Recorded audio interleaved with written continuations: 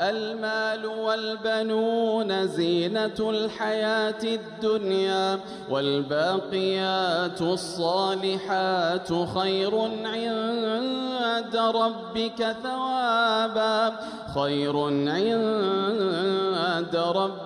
ثوابا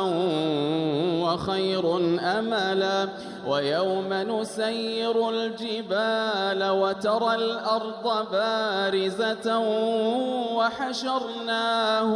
وحشرناهم فلم نغادر منهم أحدا وعرضوا على ربك صفا لقد جئتمونا كما خلقناكم أول مرة بل زعمتم أن لن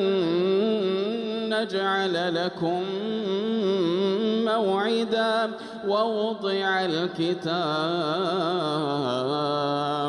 ووضع الكتاب فترى المجرمين مشفقين مما فيه ويقولون يا ويلتنا ما لهذا الكتاب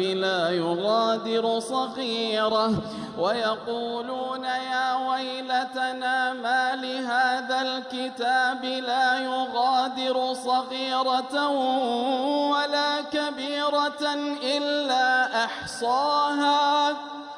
ووجدوا